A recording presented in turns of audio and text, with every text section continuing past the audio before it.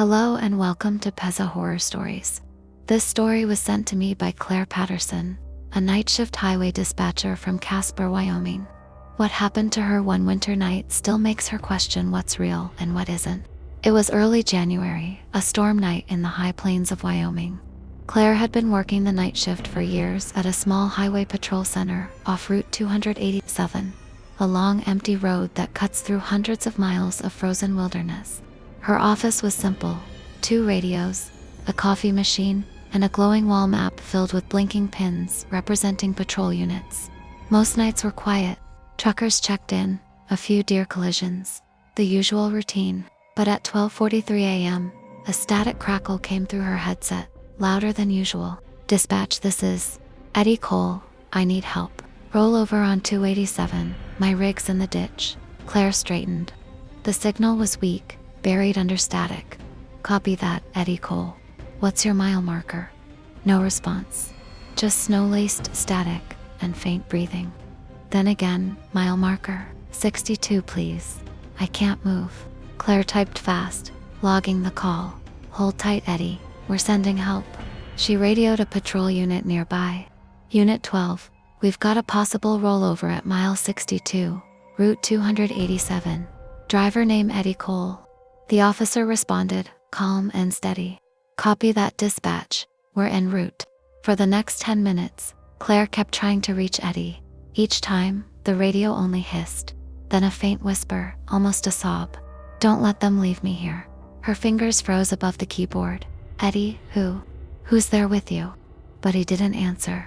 The rescue team arrived 30 minutes later. Officer Jenkins radioed in. "Dispatch, we're at marker 62. Road's clear. No tire tracks, no vehicle, nothing." Claire frowned. "Check the ditches," he said. "Roll over." "We did," Jenkins said. "Fresh snow, no disturbance." "Are you sure about that call?" Claire checked the log. "The timestamp, the frequency, all there?" "Yes, I heard him clearly." "Copy that," Jenkins said. "We'll circle back towards 63 and 61. An hour passed. No signs of an accident. No other calls. The storm grew heavier, wind howling against the building. Claire felt uneasy, her small office suddenly too quiet. Then the radio hissed again. "Dispatch, it's cold." Claire's heart skipped. Same voice, same broken signal. "Eddie, are you hurt? Where are you exactly?" But the response wasn't clear this time.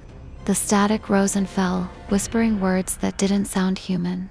It almost sounded like multiple voices trying to speak through the same frequency. And then silence. Claire waited, headset trembling in her hand. The second hand on the wall clock ticked loudly in the room. When morning came, she filed her report. Her supervisor looked puzzled. "Claire, there's no Eddie Cole in our system. No recent accidents either." "But he said his name," she insisted. "Eddie Cole, he called twice." He sighed. Maybe a prank call from a CB radio. Happens sometimes, but she couldn't shake the feeling that it wasn't. That evening, as her shift started again, Jenkins stopped by the station. He dropped a thin manila file on her desk. "Found something weird," he said quietly. Inside was an old report. "Truck accident, Route 287, mile 62. Driver, Edward Cole. Date, January 12, 1998. The same date, 27 years ago." Claire looked up, speechless. Jenkins continued. "He was trapped in his truck during a snowstorm. Called dispatch several times, but the lines were down. They found him frozen in his cab 3 days later." The file photos showed a white semi-truck, half buried in snow. A man slumped inside, his hand still gripping the radio mic. Claire's stomach turned cold. That's impossible. The call came from the same frequency. It shouldn't even be active. Jenkins nodded. "Yeah, but the weirdest part, the old dispatcher's log from 98 says he reported the same words before the signal cut off." He slid a copy across the desk.